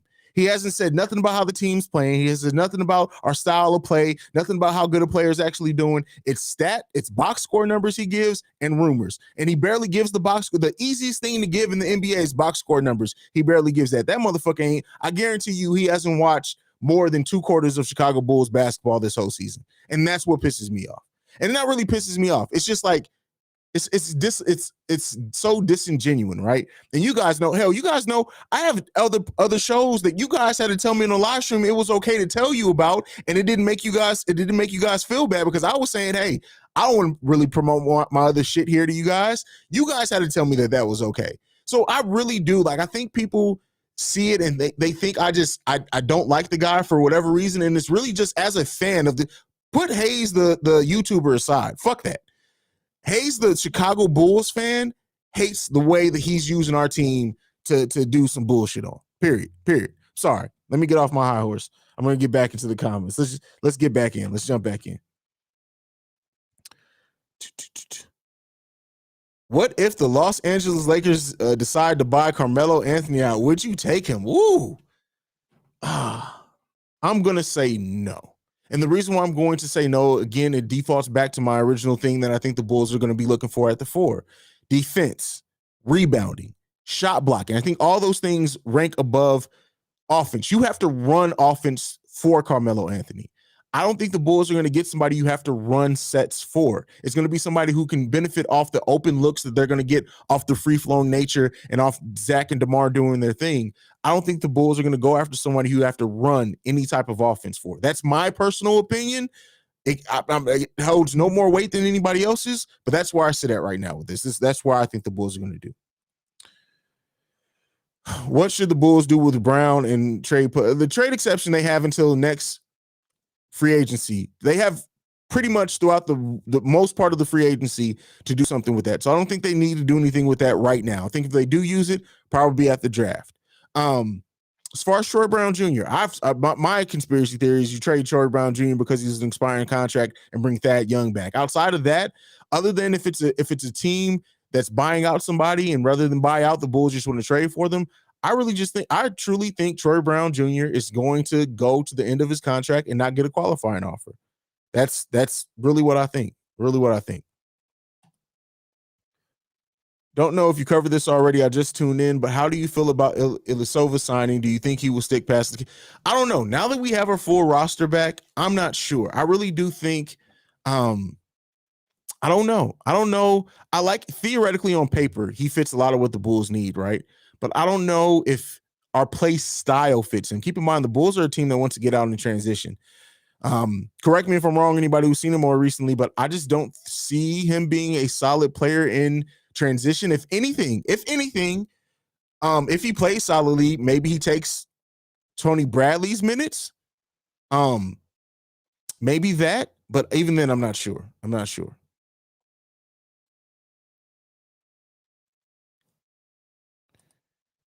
Ricky Fontaine, LeBron not cutting Melo, and Billy didn't play Melo much in OKC. There you go. I forgot. And the Billy Donovan knows OKC. Wow, yep, that's what I've been saying. That's my guy that I'm focusing on is Derek Favors if he becomes available.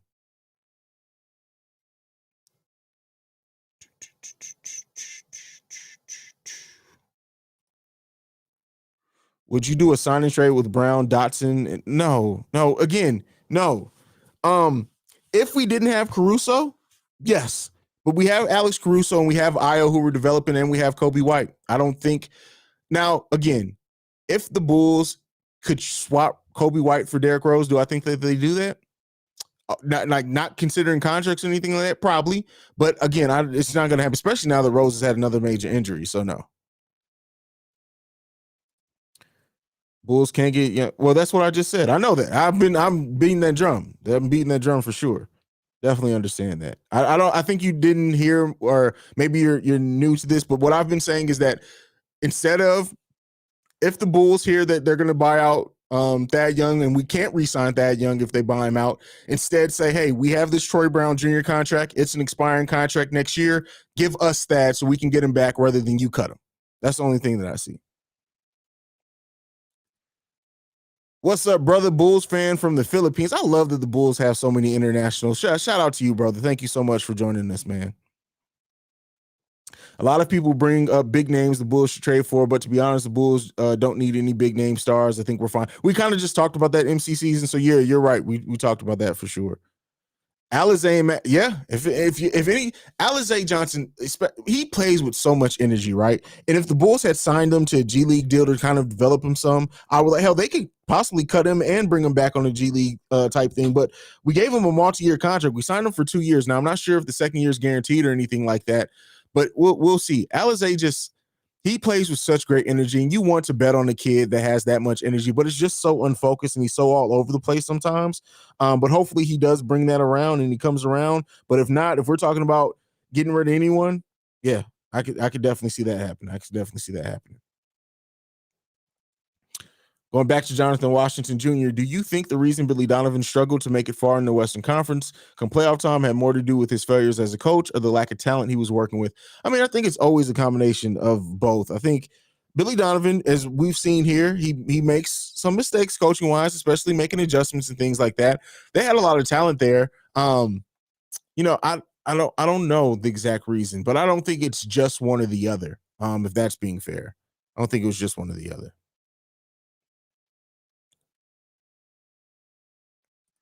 Good question. How are our team change when P. Will returns? It depends. I've been saying that if P. Will comes back, well, not if, because I do trust he's going to come back this season. I don't think the Bulls throw him right back into the starting lineup or heavy minutes. Now, look at what they did with Kobe. I can be completely wrong. But I think if P. Will comes back, he's going to get about 10 to 15 minutes a game. And the key thing is getting him ready for the playoffs, getting him some playoff experience. Now, if he comes back and he shows no limitations, no fear on defense, he trusts his body, I can absolutely see P. Will coming back and going right back into that starting lineup, getting 20 to 25 minutes a game and playing great for us. How that changes, I really think that changes a lot for us defensively. Keep in mind, if Patrick Williams goes back to what he was as a defender his rookie season, right? Keep in mind, we're just saying go back to what he was his rookie season, much less add anything to that. You then have Lonzo and P. Will out there as very smart, highly intelligent, good defenders, versatile defenders that can switch on a lot of things. Throw in Alex Caruso on defense as well, throw in what Io does on defense. We have a very solid defensive team. And the fact that we've already been like at one point top 5 in defense, we fell down to 10th with all the players we were missing. But imagine how much better we would be defensively. If the Bulls may be top 3 defensive teams in the league if Patrick Williams didn't go down with injury. So I think defensively we would just get that much more versatile and much more in transition. Patrick Williams isn't the fastest player, but I think in transition he could definitely come to be dangerous as well. Do you really think we're going to be looking for a wing? No, I think that's a late report. What I think and what happens sometimes is that these analysts they had this information. They needed to make a story. So somebody said something about a wing. When you look at it, a young athletic wing, right? Or not athletic, the athletic defensive wing. Derrick Jones Jr. It can be a defensive wing. Javonte Green. I think if the Bulls get a power forward, right? If they get somebody who can start, Javonte Green going back to the defense is exactly the wing that we need. So I don't really believe that. I believe that it was probably true and they were initially looking for that, trying to figure out what they were going to do with P. Will went down. But I don't know if that's necessarily true anymore.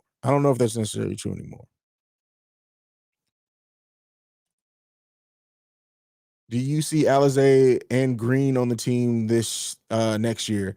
I would love to see Javonte Green stay on this team. I don't want to see Alizé is neither here nor there to me. But Javonte Green, I would love to see Javonte Green stay on this team, even if Javonte ends up turning into a player that we play 10 to. Now, that's if he wants to accept that role. Javonte Green may have played himself into a big contract. I don't know how much longer he has on his contract or anything like that. Javonte Green, being as versatile as he has, may have priced himself out of the Bulls. And that's something we haven't really talked a lot about yet, but I would love to keep him.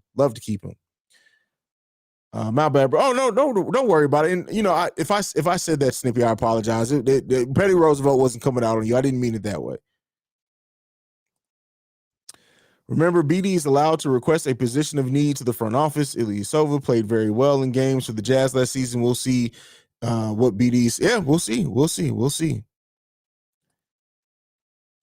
Love the content, bro. Keep up the good work. Bulls fans from Belize. What's going on, man? All right. What's good? King Austin just got here a minute ago. Was wondering, what do you think of waiving Thomas for Alfonso and signing Ersan to fix our P4 series? We kind of talked about this. So, as of right now, I can't. I would like to see more of Alfonso beforehand, but we haven't seen much of Matt Thomas at all. So I would not second guess or anything if they decided to cut Matt Thomas and sign Alfonso for the rest of the season. As far as Ersan, he potentially could be that. But the question that raises to me is that if this front office saw him as the answer to what we were missing at power forward and backup center, I think they would have signed him way before now. That's just my personal opinion. My personal opinion.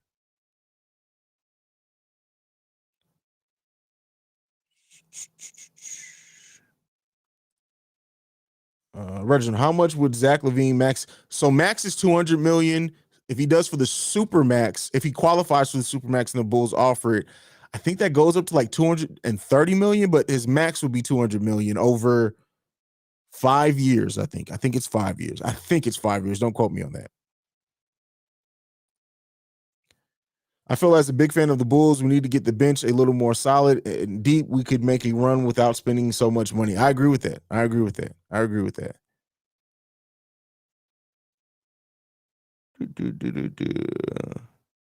just trying to pick through. Okay, no. And so I broke this down. KD 4DE. I broke this down on the video. Miles Turner is only 0.2 above Vooch in defensive rating. It's not that much better. Now, he does block more shots. He does take more threes.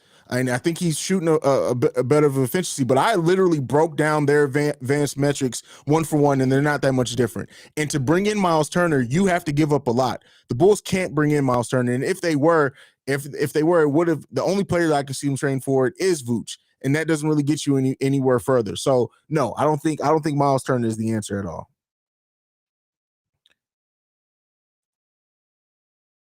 Trade White for Chris Dunn. Oh, wow.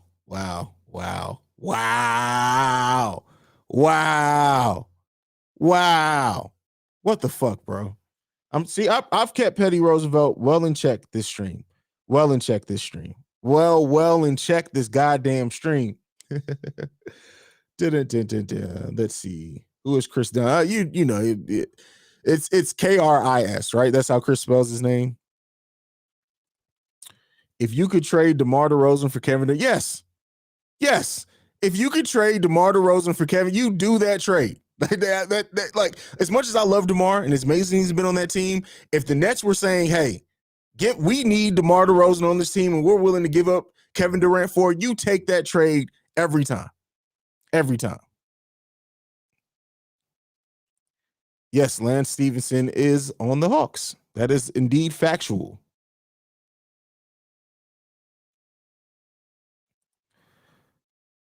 What's going to happen? Well, they're all on 10-day contracts. So those 10-day contracts will then expire, and they're all, like, most of them are through hardship exceptions. So we can't re-sign them unless we cut somebody and bring them back on a different deal. So most of those guys that the Bulls signed, some may go over to our G League affiliate. The Bulls may sign them to G League deals or something like that. But yeah, most of these guys just aren't going to be on the team.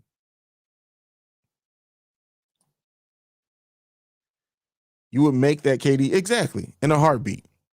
Oh, yeah, and this is what I forgot. Shout out Kappa the Great. Another reason you wouldn't do that Miles Turner trade is Miles Turner is a terrible play reader and passer. He's not say all the open offense that all the Bulls fans are talking about they want to see and ball movement, that shit goes away the moment you trade for Miles Turner because he's not that intelligent of a passer.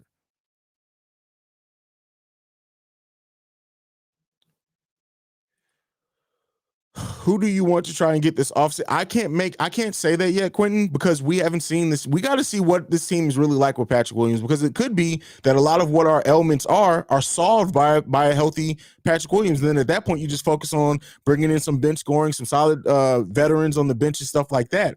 So I don't necessarily know right now. And I don't mean to say that to cop out on the accident, but it's just really, it's too much in the air really to say that right now.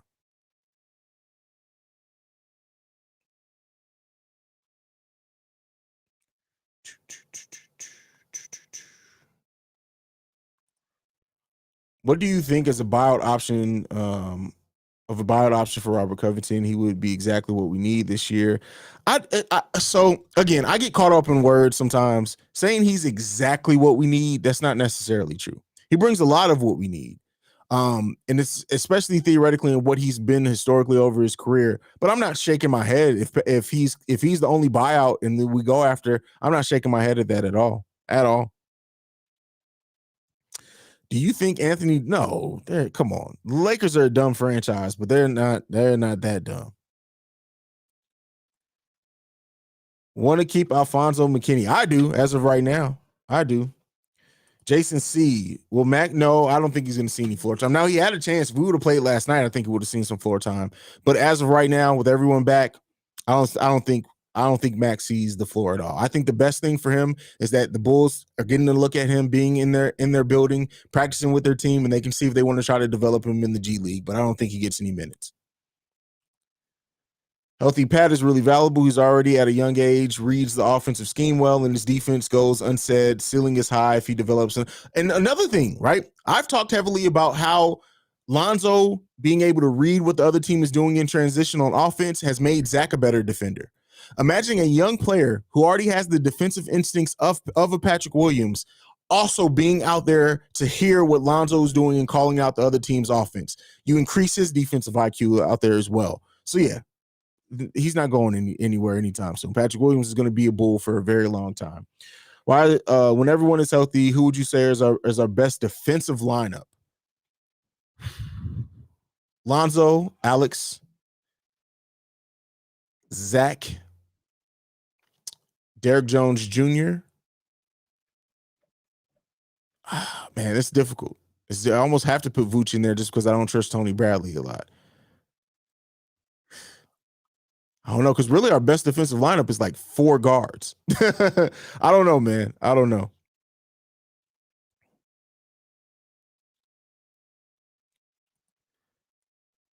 Biggest worry is stopping guys like Joel Embiid. If Patrick Williams can help contain those guys a little, the Bulls will have a shot with the guys they have now. Yeah, I mean, keep in mind, it's team defense, but Patrick Williams definitely helps that a lot too. He definitely helps that a lot too.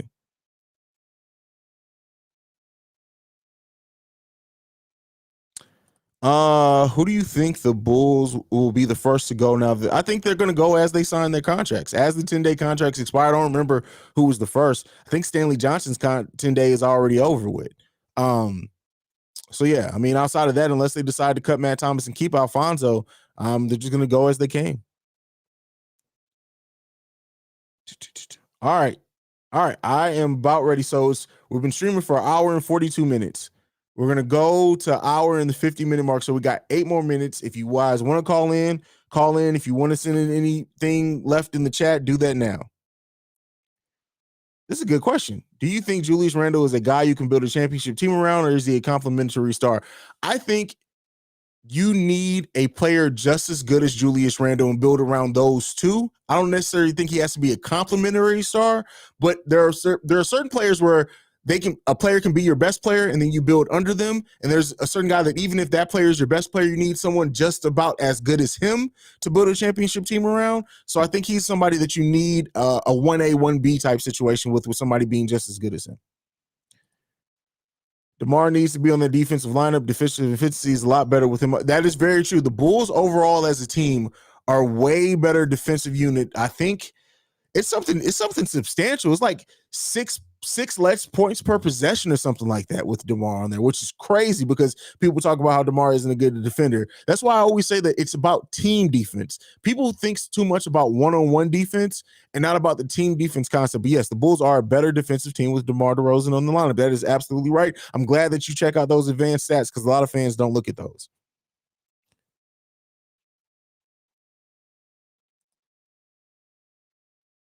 Biggest prediction for Chicago out of the All-Star break. Woo.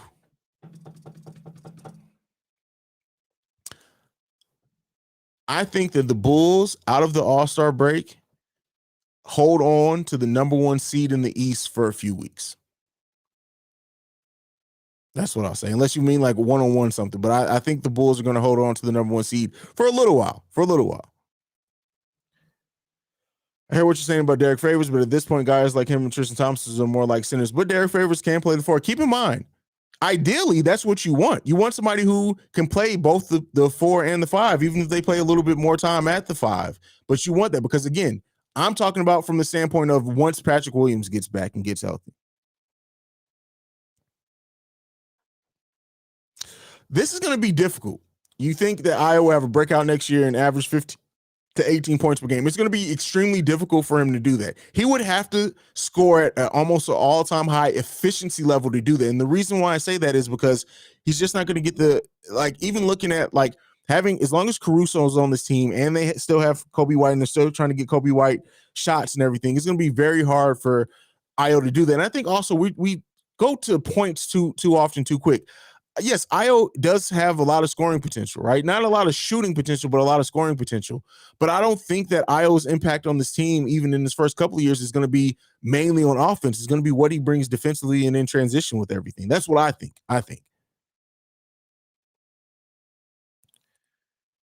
What's a city to watch an NBA game at that you? Oh, I think I've said it before. DC is Washington DC is one of my favorite cities in the world.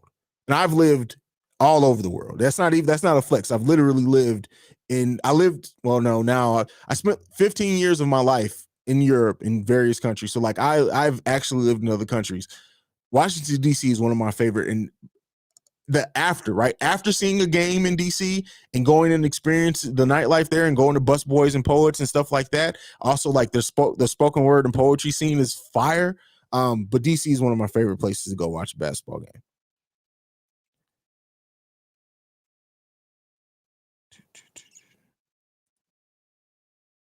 How do you feel about Lonzo participating in the 3-point contest during All-Star Weekend? I mean, hey, get as much Bulls representation All-Star Weekend as humanly possible. So do that shit.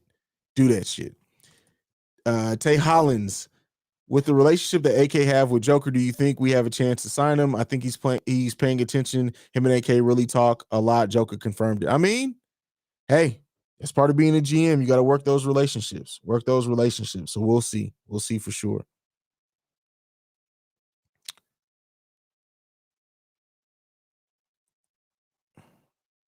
Will the Bulls finish with the most steals in the league? Hey, I mean, with AC and Lonzo on the team, you got to think so, right? Unfortunately, DC, the only arena I've been to. Oh, you're from Baltimore. Never got to try. I would say then, shit, if you can make it to the Mecca, if you can make it to Madison Square Garden, or hell, even Barclays, do that shit. Like, well, that's like a 3-hour train ride for you guys. I don't know how long the drive is, but if you can make it to, it's going to be some money, but do that shit. Are you going to the Bulls at the Wizards on the 1st? No, I'm actually going to when the Bulls face the Wizards in Chicago. I'll be going to Chicago for that game. That is, what day is that game? You think I would have that remembered off the top of my head? That is January 7th. So January 7th, I will be there. I'm not going to DC New Year's Day. You out your damn mind, man. No, I'm not doing that shit. Derek Jones Jr. is going back into the dunk contest. I think we have a chance to have like most players participate throughout all shit. We need that shit.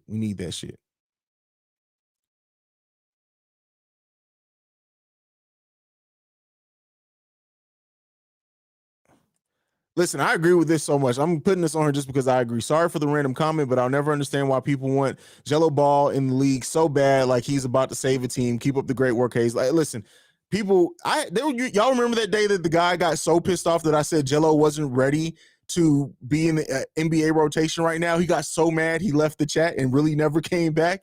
But yeah, I agree with you there. I agree, and that's not to say that that's going to be his whole career. But right now, people really do think that it's just big conspiracy to keep LiAngelo Ball out of the NBA, and it's like, no, he's just not ready, and that's perfectly okay. That is perfectly okay. I'm in Cali on my birthday. We play Phoenix. I'm already planning my flight in the hotel. My first game gonna be bro, shout. You may have to call in after that one because we need to hear that experience. Where you live, Haize? I live currently in Columbus, Ohio right now. Now, I'm not from here. I've lived here for 4 years. I'm not from here. I lived in St. Louis, Missouri for about 10 years, 10 to 11 years. I lived in Vicenza, Italy, Mannheim, Germany, Ramstein, Germany, Spain, we visited Spain. But yeah.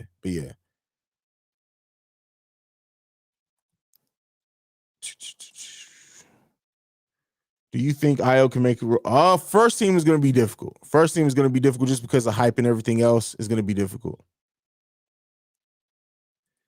Cap, gonna head out. Appreciate these streams that really make work fly by. Happy holidays, Bulls fam. Absolutely.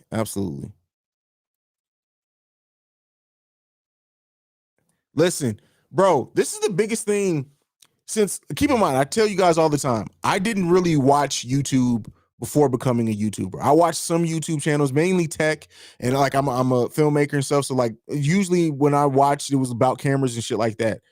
To find the amount of people who aren't NBA fans, who aren't fans of teams, that are just fans of the Ball family, really blew my fucking mind, bro. Really blew my fucking mind. Because it's like they live and die by the Ball family. Like really live and die by that. This shit's just crazy, man. But hey, do their thing. I was in MSG when Derrick Rose hit the jackhammer dunk in like 2011. Had me pumped up. The guard, listen.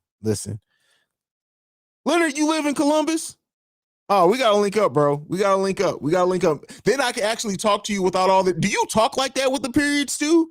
Like, brother, I live. I gotta fuck with you, man. But yeah, we gotta link up, bro. Appreciate you as always, Haize, and thanks again for taking my. Hey, man, anytime. This is our platform. It's not just mine, man. It's not just mine.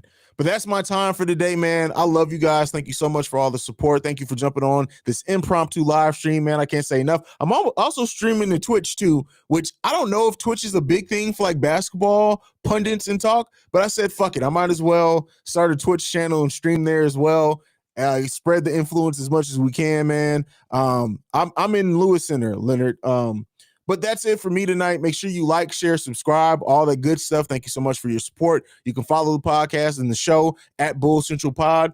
You can send us any feedback, questions, comments, concerns, bullcentralpod@gmail.com. And lastly, you guys have been calling, but if you want to leave a text or a voicemail to be played on the show, 773-270-2799. Like I like to end every episode on, go Bulls. I love you guys. Peace.